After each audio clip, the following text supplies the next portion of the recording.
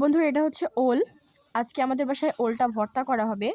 আমি বসেছিলাম, হঠাৎ করে আম্মু এসে বলল, মা আজকে তরকারিগুলো কেটে দেবে, আজকে আমার সময় নেই, তাই আমি আজকে তরকারিগুলো কাটবো।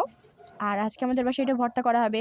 আর ভর্তার জন্য এটাকে আমি প্রথমে 2 ফাল্টা করে নিলাম যেন তাড়াতাড়ি সিদ্ধ হয়ে যায়। আর এবার কাটবো আমি হচ্ছে পালং শাক।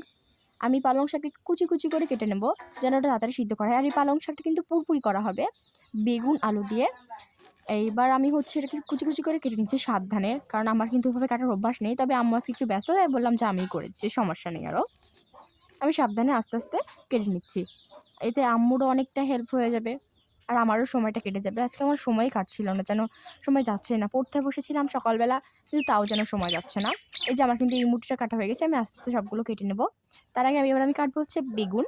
বেগুনের সামনেটুকু আর পেছনেটুকু কেটে নিলাম। এবার এটাকে আমি লম্বা লম্বা করে ফাল্টা করব যেন দেখতে বেশি সুন্দর লাগে। এই যে এক ফাল্টা করে নিলাম, এবার আরও একটা ফাল্টা করে নেব। এই যে আমার কিন্তু ফাল্টা করা হয়ে গেছে। এবার শুধু মধ্যে দিয়ে কেটে দেবো, তাহলেই হয়ে যাবে। এই যে সমান করে নিলাম, এবার মধ্যে দিয়ে কেটে দেবো। এই তো হয়ে গেছে। আমি আস্তে আস্তে এইভাবে একটা একটা করে বেগুন কাটবো। আগে কেটে নেব, এবার কেটে নেবো হচ্ছে আলু। আলুটাকে প্রথমে আমি, নতুন আলু তো প্রথমে আগে বটি দিয়ে ছিলে নেবো এই আলুর খোসাটাকে। নতুন আলু কিন্তু খেতে আমার অনেক ভালো লাগছে। আপনাদের কেমন লাগছে অবশ্যই কিন্তু কমেন্টে জানাবেন। এই যে আমি কেটে নিলাম, এবার গোল গোল করে চাকা চাকা করে কেটে নেব, হালকা পাতলা পাতলা করে, যেন তাড়াতাড়ি সিদ্ধ হয়ে যায়। বেশি পাতলা করলেও নাকি কে জানে। আরও একটু কাটবো। এই যে আমি আবার একইভাবে খোসাটা ছাড়িয়ে নিচ্ছি, তারপরে রিং রিং করে কেটে নেব। আর এরকম পুরপুরি খেতে কিন্তু অনেক ভালো লাগে, বিশেষ করে পুঁটি মাছ দিয়ে পালং শাক। আপনারা কিন্তু অবশ্যই ট্রাই করবেন বাসায়, কেমন লেগেছে খেতে কে অবশ্যই বলবেন কিন্তু কমেন্টে। এই যে আমি রেখে দিলাম। আমার কিন্তু তরকারি কাটা প্রায় শেষের দিকে, আরও কয়েকটা কাটবো আমি। তরকারি কাটার পর আমি মনে হলো যে ছাগলগুলো না খেয়ে আছে, তাদেরকে একটু খেতে দিই। তো ওখানে আমি আউর মাখাচ্ছি ওদের জন্য। আম্মুই সব দিয়ে দিল, খালি শুধু মাখিয়ে আমি ওদেরকে দিয়ে দেবো। ভালো করে মাখিয়ে নিচ্ছি যেন ওরা সাবধানে খেতে পারে। আমাদের কিন্তু 2টা ছাগল আছে, একটা বড় একটা ছোট। এই যে ওরা কিন্তু খাওয়ার জন্য সে চটপট করেছিল, দিয়ে দিলাম ওদেরকে। হয়ে গেছে। এবার কিন্তু আমার নানি বলল, চলো তোমাকে আজকে হচ্ছে আমি জাম্বুরা মাখিয়ে দিই। উনি নিয়ে এসেছিলো বাসা থেকে।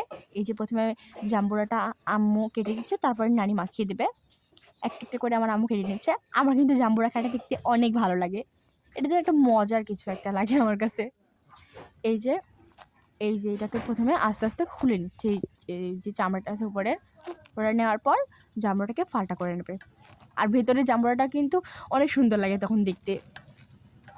এই যে একটা একটা করে আম্মু রেখে দিচ্ছে। এটা কিন্তু শক্তই হয় অনেকটা, আবার অতটা নরমও হয় না। এই যে উপরের খোসাগুলো চিপে দিল। এই যে দেখুন কত সুন্দর, আমি বলেছিলাম না লাল, খুব ভালো লাগে দেখতে, এটা ফুলের মতো। এবার আমার নানি মাখাবে, তো সেই জন্য হচ্ছে যে আগে জাম্বুরাটা আর লবণ মরিচ দিয়ে আমার মরিচটাকে খেতে নিল, তারপরে আমার নানি এখন মাখাচ্ছে। এই যে আপনারা দেখতেই পাচ্ছেন। আর আমার কিন্তু জাম্বুরা অনেক প্রিয়, বিশেষ করে ঝাল ঝাল যখন করে, তাই আমি আজকে ঝালটা কমই খাবো, কারণ আমার আজকে ঝাল খেতে ইচ্ছা করছে না। এই যে জাম্বুরা মাখানো কিন্তু তৈরি হয়ে গেছে, এখন আমি বসে বসে খাচ্ছি। দারুণ হয়েছে খেতে, মনে হচ্ছে না শুধু খেয়েই যাই, থামতেই পারছি না আমি। কি টেস্ট, দারুণ লাগছে।